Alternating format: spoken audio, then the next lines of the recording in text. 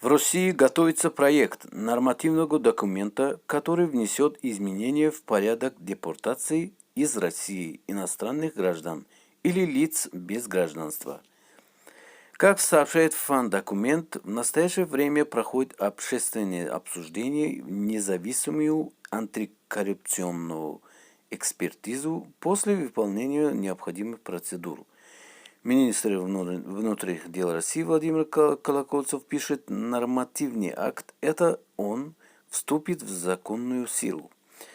Первый зампериод Комитета Госдумы по международным делам Светлана Журкова предложила в беседе ФАН, что ожидаемые поправки на тему миграции больше касаются работы представителей власти. Она сказала, что по сути приостановит или отменит депортацию иностранца, который находится на территории нашей страны без законных на то оснований.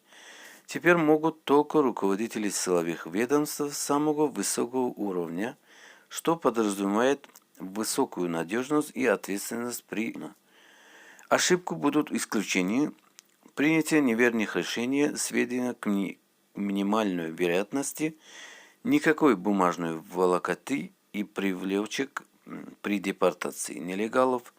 Кроме того, если человек действительно успел оформить и получить соответствующие бумаги, процесс депортации будет остановлен. Практически сразу вид законопроект устанавливает на все этапы процедуры весьма краткие сроки, уточнила депутат. Во всю очередь президент Федерации мигрантов России Вадим Кожинов напомнил в беседе с журналистам, что в народе у нас часто путают понятие депортации. Выдворение, депортация – это принудительный выезд иностранца из России в другое государство.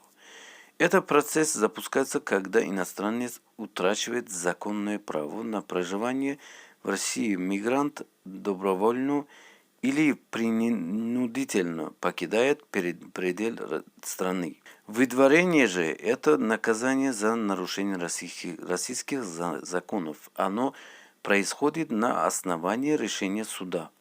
Решение о депортации исполняется в течение 5 дней. Постановление о выдворении с момента вступления в его законную силу. 99% мигрантов у нас именно выдворяются сама по себе. Депортация не влечет за собой серьезных юридических последствий. Депортируют до 5 человек от субъекта РФ за год. Это уникальная история. После выдворения налагается запрет на последующее посещение России на протяжении 5 лет. Поэтому поправки вряд ли принесут большие перемены в жизнь мигрантов. Подвел итог Кожинов. Согласно официальной формулировке, изменения вносятся в целях приведения нормативного правового акта Министерством внутренних дел РФ в соответствии с требованием Федерального закона о внесении изменений в Федеральный закон о правовом положении иностранных граждан в Российской Федерации. На сегодня это наш видео был, но что вы думаете об этом, пишите в комментарии и ставьте лайк, подписывайтесь на канал.